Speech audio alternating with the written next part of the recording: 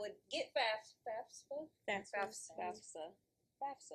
know what FAFSA. And baby, whatever that is. So now it's just sitting there like, pay me. Anybody paying it? They ain't getting $1 out of me. Deferred another year. Deferred.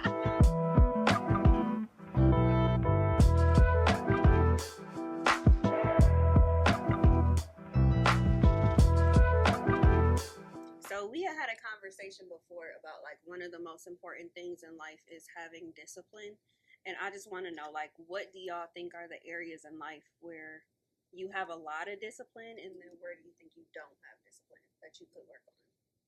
I think I have a lot of discipline financially. I just don't have it like physical activity, working out, and eating. I feel like physically, like, you know, I work out and stuff, but it's just like I still manage to not eat well, you know? Yeah. So, like, now I've just been drinking the greens, but I feel like I need to, like, really start incorporating, like, actually eating them. Yeah. So, I don't got no discipline. Uh-oh. I don't. Nowhere? I don't. I wish I did, though. There's no area in your life you feel like you have discipline. even No. work? Okay, let me say this from the outside looking in. I see areas in your life where you have discipline. Whenever you be doing diets like all the time, Yes, but also, whenever you put your mind to one of those things, you be like so hardcore on it. yeah, but I think that's. I agree, but I feel like that's not the same thing as being disciplined. I'm like being motivated by a short-term goal. I don't know if I have like lifelong discipline. Does that make sense? I get what you're saying. It's still discipline. Okay. But you don't feel like you can stick to. I think if it was more so, if this is my diet and how I want to live my life like forever, but with diets it's like a short term thing, you know, to begin with. So you stick with it for the term of the diet, but it's not something that is going to go on for your whole life. Oh, okay. Okay, well then I guess I would consider that. But I feel like I don't be having discipline because if I can't, like, I feel like having discipline means that you're willing to do something without a reward. So that's why I don't think I have discipline because, like I said, I will stick to a diet, but it's short term and it's a goal quickly. You get what I'm saying? Okay. Like, discipline, I don't just have the discipline to not eat pizza. Okay, well, that doesn't count because that's more of a lifestyle thing for me. I just don't eat like that anyway. So you're good with short-term discipline, but not over time, or short-term goals, but not. You don't feel like you could make them last over time. I guess no. I guess what I would say is it has to be. I don't have discipline in areas I don't care about. But that would be, in my opinion, the definition of having discipline. So I do care about my health and dieting and stuff like that. So it's easier to have discipline about that. But I don't care about not spending money. So you're not about to tell me it's I'm hard not to have discipline in that area when you don't really care. But it's still an important area of life, so you still gotta have right. That's discipline. what I was about to say. Like, when you say you don't care, like, what do you mean by you don't care? I mean, I'm just not about. Yeah, I mean, I don't know. I don't say that I like. Don't Do you feel care. like it's like YOLO mindset? Yeah, kind of. Okay, a little bit. So yeah, I feel like discipline is when you can stick to something whether you want to be in it or not. Yeah. If I don't want to be in it, you ain't about to convince me. Yeah. And I'm not sticking to it. Yeah. But that's why I wanted to have this conversation because, like, even the two things y'all just said is low key like polar opposites. Like, where you feel you're strong, you feel you're weak. Where you feel you're, vice versa. Right. For me, I feel like I'm very spiritually disciplined. I feel like you are too. Like, for me, if I do anything and God is, like, the center of it, I know I'm going to do it. Like, I'm not good with diets and, like, keeping up with my health and stuff like that. But when the fast comes every year, them 40 days, I'm locked in. Yeah. Like, I'm not messing that up because I know I'm doing it for God. Right. Like, that's the only way that I can actually make myself disciplined. Which, I mean, if you think about it, that's really how we should be thinking about life, like, all the time. Everything that you do is for God. Whether that's true. Just attending to being a good sister to your sister or being a good coworker. It's really not actually about you. It's about how you can represent Him. So everything that we do is for God. 100%. So, in a way, I guess that makes me feel a little bit more convicted. Yeah. Because, like, your body is your temple, and Yeah. He gave that to you to take care of, and it's your job. You only get one. That's your job to take care of it. And He expects you to be a steward over the things that He gives you. So when He gives you money, he's not going to give you more if he doesn't see that you can't take care of what you're given. So low key, all of it could end up being spiritual if you want to make it spiritual. I mean, we don't have to go there. We But don't gotta go there. we don't have to go there. But yes, yeah. It could, very much so. I mean, I don't think that. Okay, yeah, this is getting spiritual, but because if you're thinking about Jesus and how he lived his life, he definitely had discipline. Oh, for sure. Mm-hmm. I'm pretty sure probably having discipline would be one of the biggest characters aside from love that he would want us to have.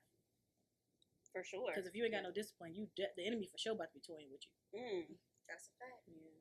Jumping your ass around like a big old hoop. Just spinning you around. I know you said financial discipline was easy for you. Do you feel like you grew up in a household where you saw that modeled for you? No. You feel like it was the opposite? Yeah. I feel like growing up just seeing people make like short-term decisions and not thinking about the long-term effects of it. I'm like, no, I can't live paycheck to paycheck and stuff like that. Or just even, I don't know, like just having a balance. It's like, you know, my bills are always paid. That's why I still travel and go out to eat and stuff like that. I always make sure, you know, all the important stuff is taken care of so I can have that money to spend after. Yeah. So you feel like you saw people go without, so that made you feel like you didn't want that for yourself. I feel like I saw people use their money in ways where it was never beneficial to them. It was just more so like, okay, I'm gonna do this because this is something that's happening right now, or like this is something, or like this is just something I gotta get done, so I guess I'll, you know, pay it like this. Yeah. You know. Didn't realize that money is something that you can leverage for growth.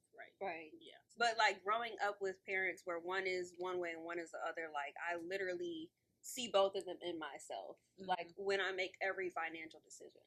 So it's like a constant battle for me financially. But also, I think the biggest thing with financials, you can only save as much as you make. And I've learned over time it's gotten easier for me, like as I make more money, to save more. And I try to give myself some grace, like because of where I'm at in life and I'm trying to, you know, build up to something. But like you do have to give yourself a little grace. Also, the way the world is right now. Yeah.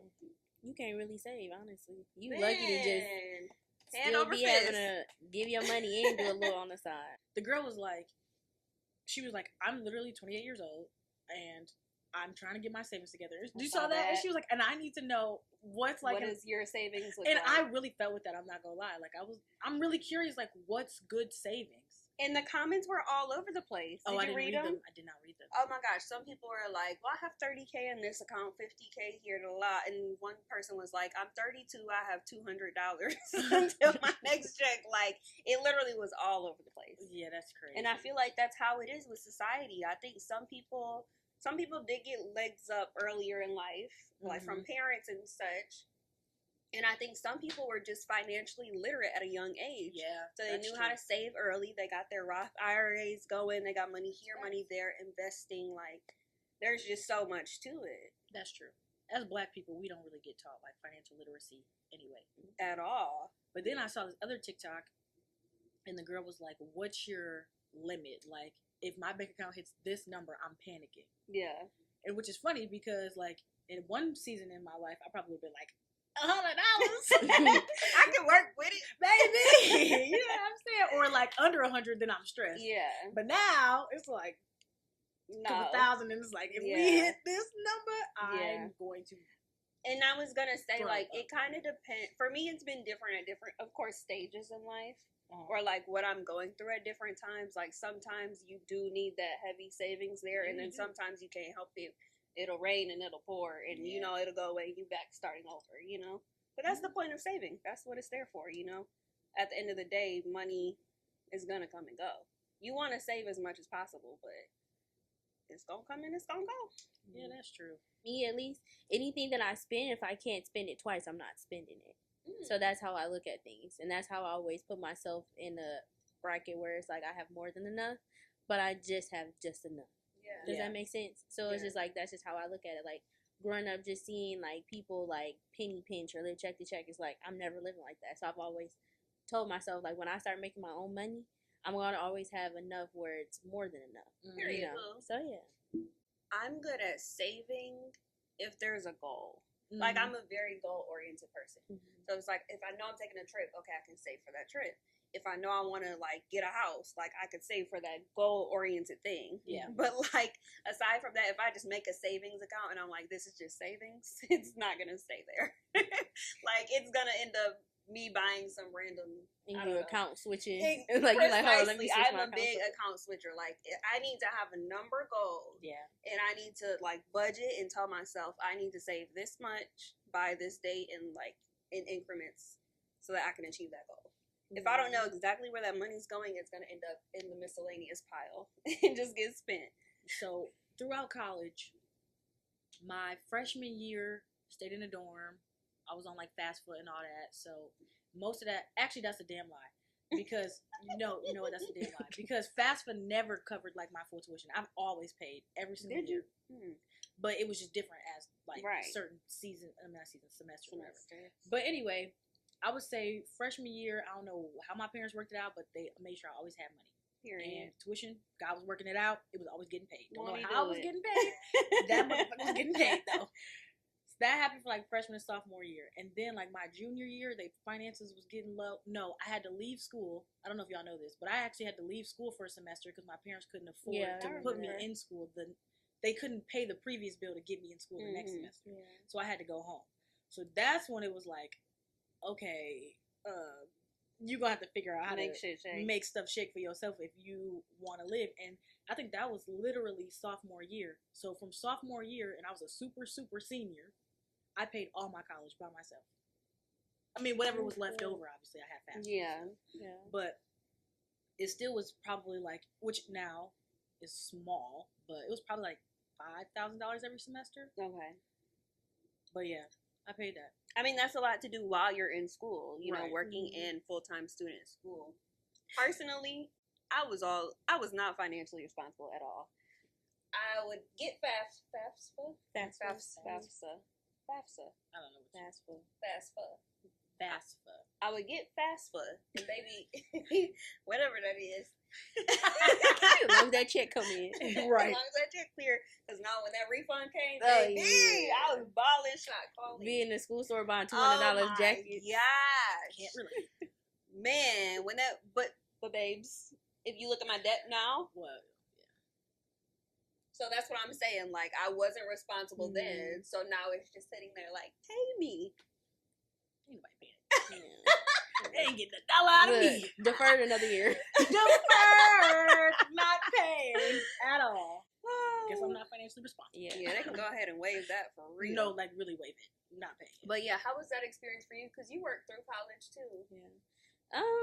Like I said, like I always grew up knowing that they weren't, financially stable to do that. So I don't know. I just did scholarships and stuff, and then when the scholarships wasn't kicking like I thought they was going to be, I was just like, you know what? Let me just, because they was playing in our I want to talk about that. They was really playing quickly, all them like, essays and stuff for 400 little bro. Like, and I'm like, look, I and did scholarship this, bro. And it's like, you want me to live here? I gotta be here, report here on these days. It was just too much for what you they had was that giving. Multicultural scholarship. Yeah. That was a whole other.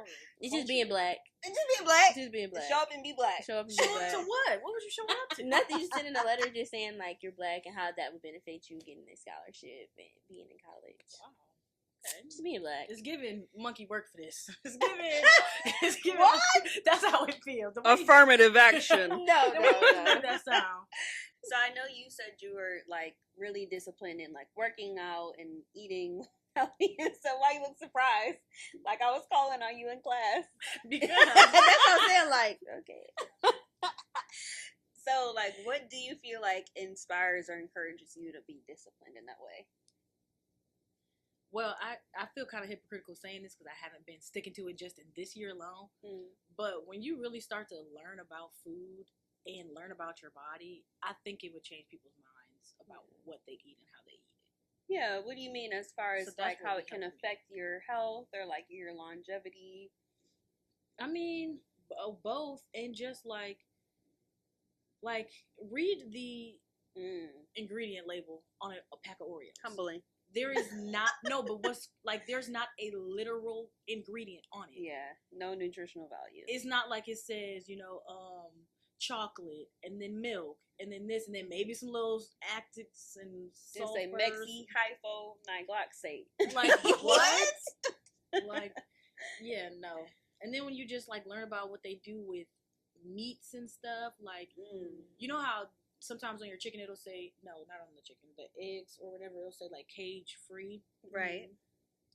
Like that doesn't mean that they're in a they may be cage free, but that doesn't mean that they're not in an environment where they're being constantly, where there's bacteria everywhere, where they're not fighting over dead chickens, like all that kind of stuff. That doesn't, cage free doesn't mean that your chicken that you're eating or your eggs was right farm raised your, and well, your it just wasn't was in a free. cage. Your just walk around everywhere. So it'd be like stuff like that I don't.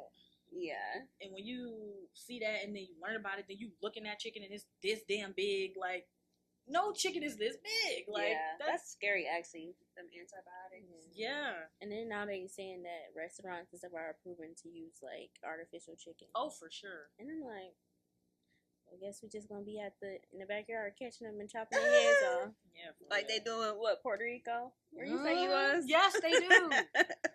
Even the fruit don't got no seeds. LOL. Why? Yeah. That's trifling. It's so trifling. I hate it so much. Do you feel like you can feel a difference in your body Yes. when you take care of it like that? Yes, 100%. First of all, I think I literally just said this to y'all yesterday. Like I was like, I can't eat no meat because I'm about to start my period. That's the number one place where I feel it in my body. I get bad period cramps anyway, but if I'm eating meat, like close to my period or anytime, them period symptoms is way different. Yeah. If I'm putting like all those processed foods in my body, it is bad. But yeah, it'd be stuff like that. So that's why I be trying to be disciplined about food. Yeah. For me, it's so hard. For me, it's that dairy, because I love some cheese. Love some cheese and sugar. Like, sugar real bad. Yeah, sugar. I think, because y'all know I had parasites, like, last year. No. I didn't tell you that? I told y'all that. When I was shitting. Oh, they were in her booty and stuff. Not in my butt, but in my stomach. I think I still do have some in there. Yeah. And they're called, like, candida, I think it's called. And they feed off of sugar. And, like, they make you crave sugar so bad. And I'm on sugar so hard. But I can literally feel, like, it'll make my stomach hurt or it'll make me groggy. But, like, my body is like, you still need it. Yeah. That's addiction. It literally is. And I feel like that's probably one of the bigger addictions in the world that people don't talk about is sugar. Obviously, like caffeine and stuff, but sugar is huge. Yeah. Especially, I feel like that play a part in, like, all this autism. It's like going around. Yeah. You know.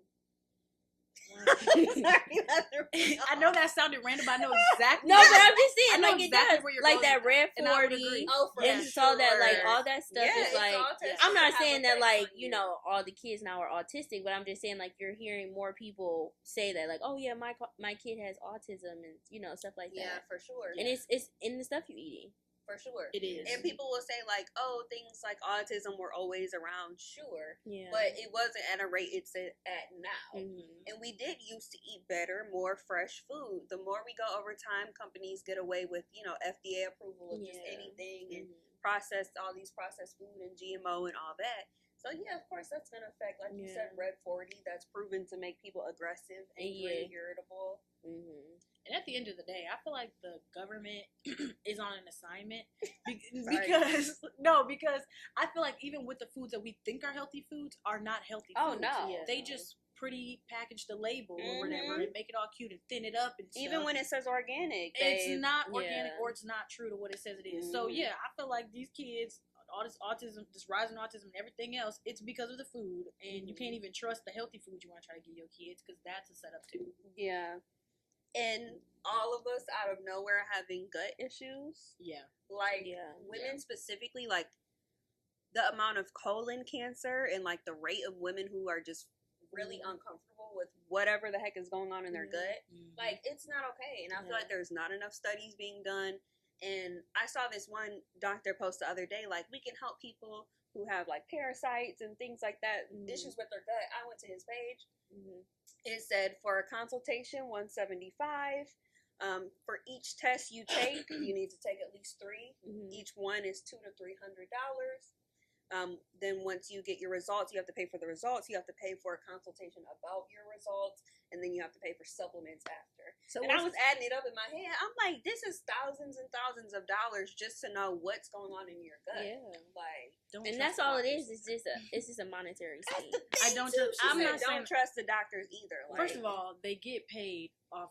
Okay, I ain't even gonna go there because that's not what this is about. That's a whole other I'm not even conversation. gonna go there. But also, yeah, though, you can't even trust them. you really can't. And if you think about the whole concept of a doctor, their like knowledge is based off teaching you how to, like, your health has already hit rock bottom, and they're showing you how to hit it, fix it. There's no preventative There's care. no preventative it's just care. treating things And when then it's too late. their whole thing is treating things. They're not teaching you how to like live healthy. Mm-hmm. They're just treating what the issue is. Precisely. And have you ever had an issue where you at the doctor and they're like, oh, well, this blah blah blah will treat this, and then you go to a different doctor and she's like, well, that's not wrong. Like, it will treat this, but then now you'll have an issue here. Like, you ever had that kind of situation? And it's like, you're only here to treat the issue. Well, you see in commercials, this causes heartburn, Yeah. kidney failure, Bro. one leg will fall off. Everybody, Like, I need that. dang, I I need just had to cure my headache. That's too much. Right.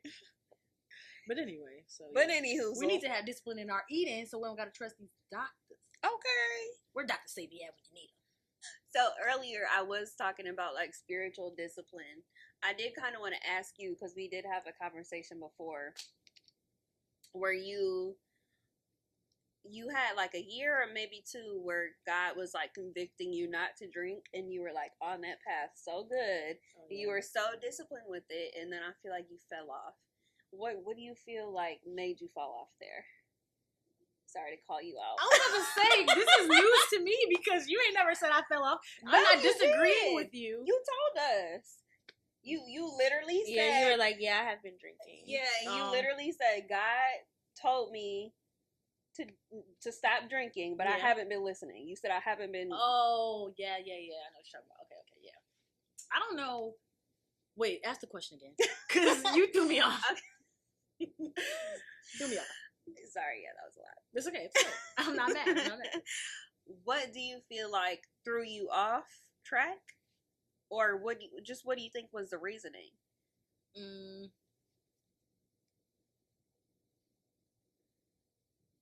That's a really deep question. It is actually. deep. I think. I guess I can't blame it on that. I think maybe my will to fight it died. Because I guess I can't say I wasn't always around drinkers. Even when I wasn't drinking, I was. But I guess I had more of a desire to not drink and to fight it. And then I feel like over time, I just kind of was like losing the fire to not want to do it. Yeah. Or like losing the fire to not want to fight for it. Yeah. I feel like maybe I was just playing with the sin too much. You know what I'm saying? Like, you know, when you know that you don't want to be in a certain sin, you're not going to play with it. Like, you don't go in the environment. You're not toying with it. But, like, I guess over time, I started, like, toying with it a little bit. Like, I have a drink now, just a little bit. Or I'll take one shot, and that's it. And then it was like, okay, no, you're reverting. You're reverting. Yeah. Yeah. But I need to get that in check. Yeah, and honestly, I felt kind of bad because I feel like we and probably all your friends in one way or another like encourage you to drink. And I know like if you're being convicted not to do something, like it's not our place to be like, oh yeah, you know, like that's the worst thing you can do as a friend is like try to cheer somebody on into doing something that God has told them not to. Yeah. So apologies for that. Thank you. Yeah, I mean, at the end of the day, it's not your sole responsibility. Yeah. And I'm not actually really agreeing, like putting that on you, but I do, my friends do be doing that. Or it's just like going to places where that's the environment. Right. It's just like all of that kind of. That's why I don't want to go to the club no more. Yeah. No, I get that's it. the environment. Yeah, you're putting yourself into a place where you're going to be surrounded by that. And the temptation is there. Right. We don't ask you enough follow-up questions. What God be telling you? It's a conversation. No, I said we're not asking you enough follow-up questions. It's a conversation. Ask me. Yeah, like, so what's your area? So where? I don't know.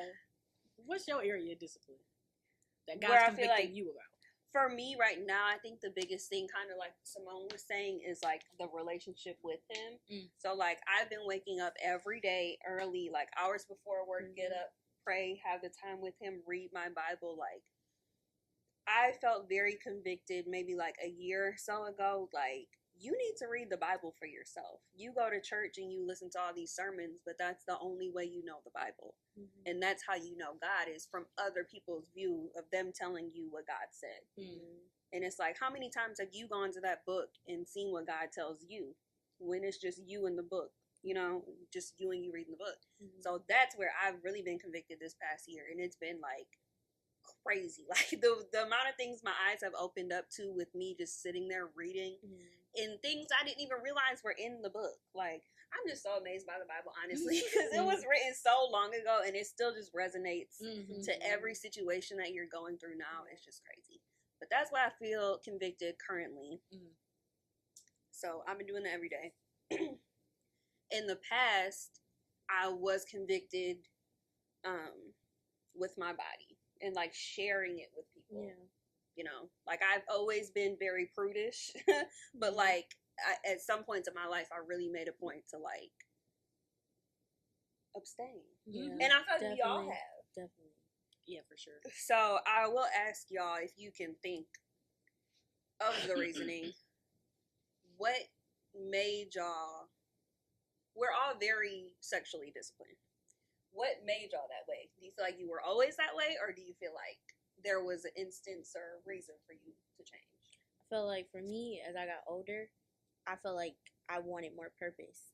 Of like, if I'm going to share my body, what's the purpose of this? Yeah. You know, and not getting that back, I was just like, okay, no. And then also too, it's just in the physical aspects, it's just like health reasons. Yeah. You know, like I'm a very healthy, conscious person, and you might not always meet somebody who has the same type of healthy conscience as you, right? And you ask people now, like, oh, when the last time they get tested or something, and they just be like, you think you ask them like, can you give me $100,000? Yeah, like it's just what I'm saying, and it's just like hearing people, for one, not even do it or not even want to say if they did it. For me, I'm going to tell you, because I feel like that if you're somebody who is in aspect, I'm going to share my body with you, I feel like you should know that. And I feel like if you don't want to tell somebody that, then that's your indicator. Yeah. So I think like that. And then also too is like, I guess like spiritually, it's just like I just felt real bad after doing it, you know. And then I'm just like, yeah. So maybe that is an area where God has convicted you. I mean, yeah, but I ain't done it in like 2 years, so he with me on that one. so God, like, yeah, she good, she in the clear. But yeah, and then also too, it's just I don't feel the need for it, because like I said, I have more purpose than just physical in that moment, you know. Yeah. Infatuation. Yeah. I don't got time for that. Period, Pooh. Your brows look good. Yeah, they do. Thank you. Are we gonna keep that in the clip?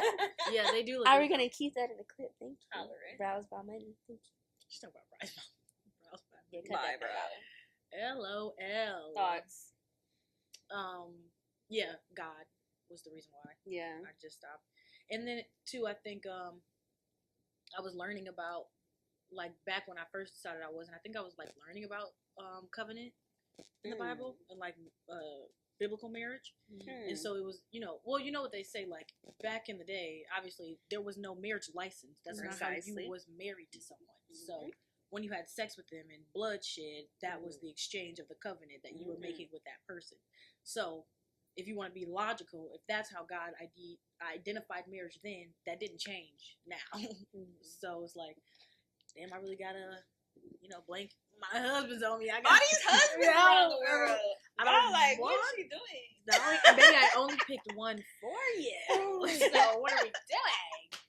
It was giving the girl at the well, talking about that's not your man. Talking about she's getting greedy. So anyway, yeah, I was just like, okay, I want to make sure that I honor God with my marriage and be honoring, what he called for that to be. So like, let me just save myself to marriage. Right. Yeah.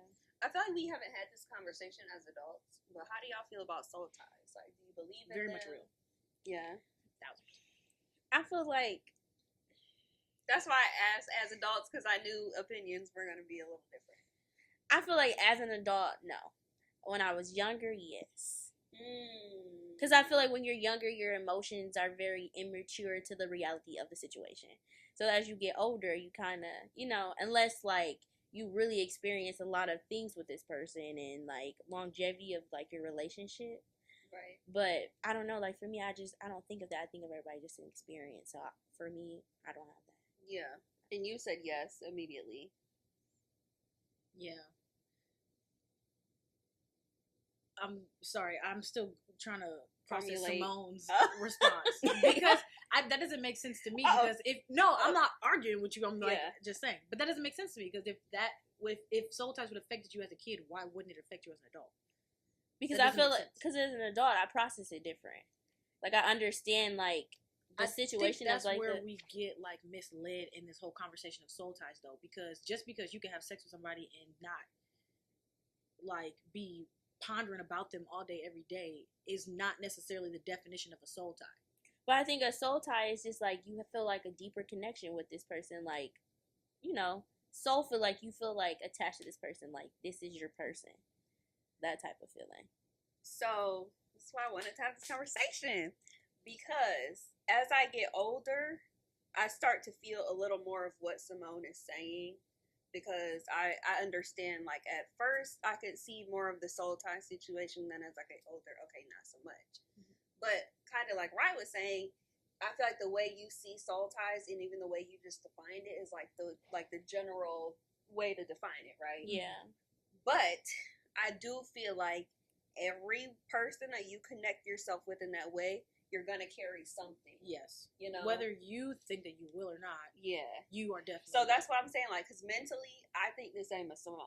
Like, right. I think, like, no, soul ties, you could have them with one person, you could have them, not have them with another. Because that's how I feel like from experiences. Mm-hmm. But deep down inside, I'm like, no, I carried something from that person. Mm-hmm. Yeah, I agree. I don't think it's one person. But controversial. I don't think you have to have sex with somebody to have the soul tie.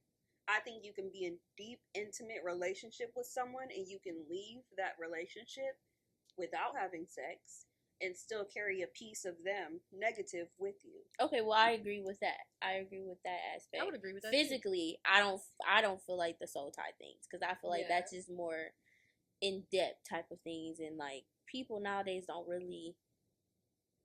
I don't know how to explain that, but physically, no. But like you said, like on a mental thing and like the deep connection, spiritual, I feel like souls intertwined. Mm-hmm.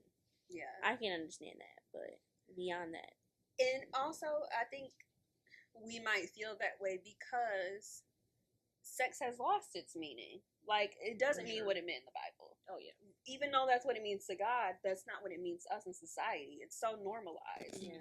So it's like, no, this thing, it was just a thing I did. It's not affecting me in that way. That's what we think, Yeah. Yeah. Yeah. I definitely agree with that. So do you think that, like, with your connections with people, do you feel like you fall deeper sexually, mentally, or what is it? Mentally, physically? Yeah, mentally or physically. Wait, what's the question? Yeah, like, do you feel like when you have a connection with someone, do you feel like you fall deeper with them on a mental connection, or is it a physical connection? Oh, definitely mental. Yeah. For me, personally. Mental? Okay. Yeah, I would say mental. What would you say? Definitely mental. Physical doesn't do anything for me. Yeah, I feel like that's just like a bonus. That's just something we do. I don't feel like that's something that makes or breaks something. Yeah, and I think that's how a lot of women operate, and I think that's just how a lot of emotionally intelligent people in general operate. Sure. Like, the physical can't exist if the mental, emotional isn't there. Yeah, and if it does exist, it's not fulfilling. That's why, like, people always say like women have more soul ties than men. That's a whole other conversation. I don't believe that to be true either. I think women are more conscious of the soul ties they have with men. Because men for sure be carrying stuff from their exes on. You know what I mean? They for sure be carrying. I'll figure it out. Maybe I can see Carisha still on you. Them soul ties manifest on them as bitterness, grudges, all that they hold on to. I mean, vice versa. I guess we can't just comfort them. Yes, but I do think it's a little different. It's a little different. Like I said, I think women are more emotionally intelligent, and they realize things, they own up to things, and they change it a little more. I feel like that can be said on both parts though. I feel like men sometimes can be a little bit more emotionally intelligent than women. Oh, in for some sure. cases. Yeah, nothing's like generalized. Yeah.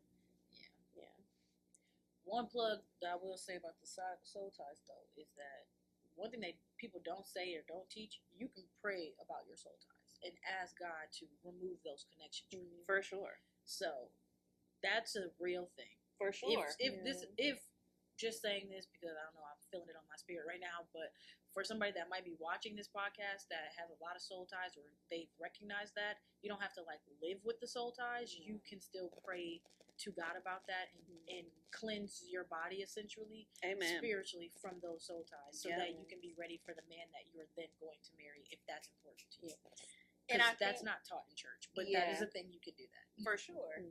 Yep, and it has to be the first step is realizing that it is there. Yeah. You know, and it's gonna sound crazy, but you're gonna have to say their names out loud and like denounce them from your body. That sounds crazy, but I've had to do it. Yeah. So I'm speaking from experience. I mean, because, you know, we say everything is demons, but you take things from people, and it could be a demon from somebody else still holding on to you. So you do have to denounce that and ask to be free from that. You really do. Because even like over time, when you start to realize like you picked up certain vices and you know, so it's just like. For sure. It's like, oh my goodness. You don't realize it until like you're away from that person and then someone else is like perceiving you. You know. So that's good.